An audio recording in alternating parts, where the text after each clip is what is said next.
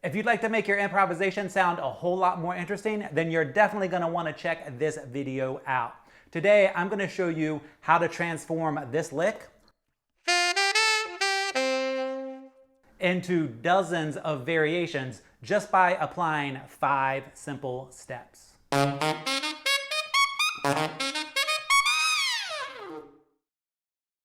You guys asked for more tenor sax, so today I'm going to do this tutorial on the tenor sax. What's up, everybody? My name is Scott Paddock, and today we are diving back into the world of improvisation.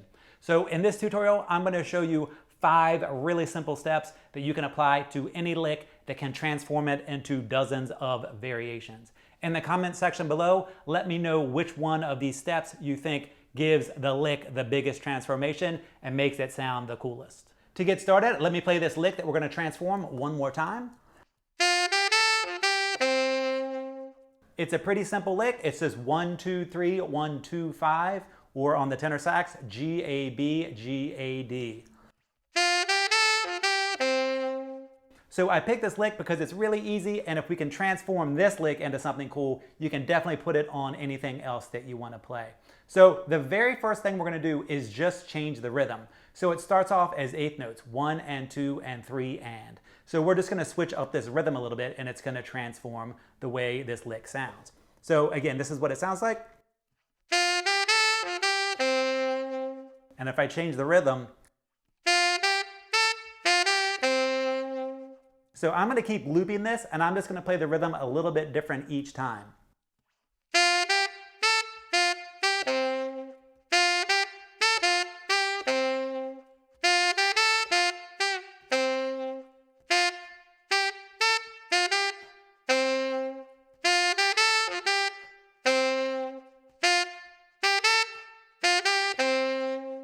As you can hear, just by changing the rhythm, you can come up with tons and tons and tons of variations of this simple lick. The second thing we're going to do is repeat the lick.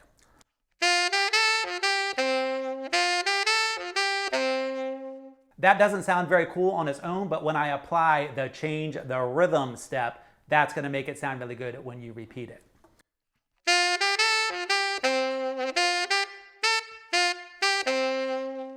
So it almost becomes a question and answer.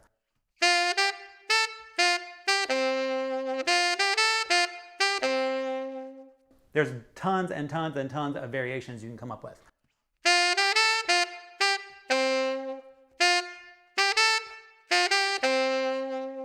If you'd like to get a whole lot better at improvisation and theme development, I'd like to invite you to check out the Scott Paddock Sax School.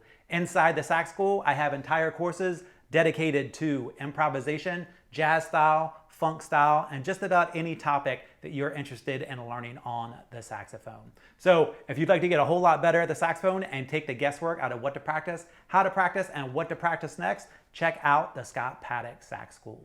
Step number 3 is what I call chop the lick. When I say chop the lick, that just means I'm going to chop the lick into segments, and I'm going to repeat or do something with one of those segments. So this is the lick.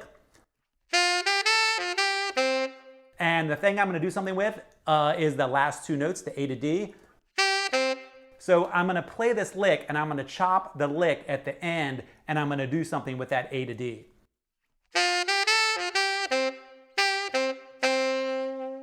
So I just repeated the A to D, and I did a little something on it.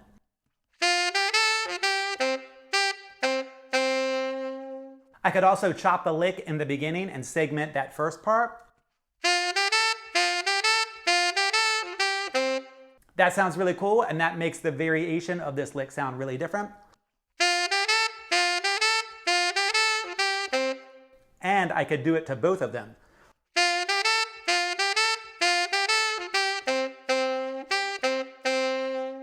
So that is way different than. And I could also take a segment from the middle of the lick. So that time I did it on the G to the A.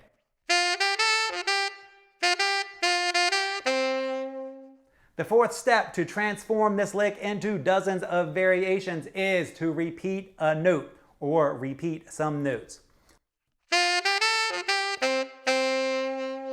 So that was repeating the D, the last note. that was repeating the G, and when I repeated the G, that made me change the rhythm all up. That is repeating the B. Now I could also repeat several notes.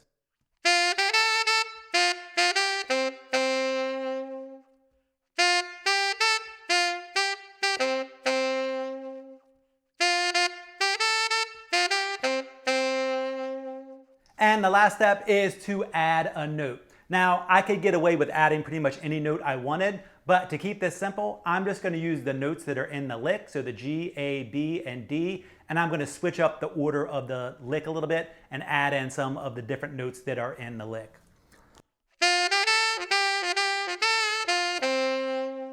So those were all G, A, B, and D, but I just switched up the order a little bit. Again, I'm just using the notes in the lick and switching up that lick.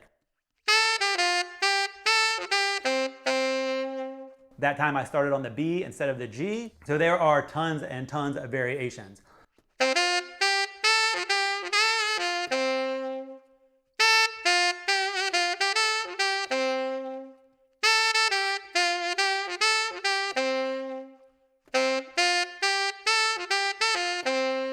When you switch up the note order of your lick, that gives you a ton of variations, and it can make it sound very, very different than the original lick.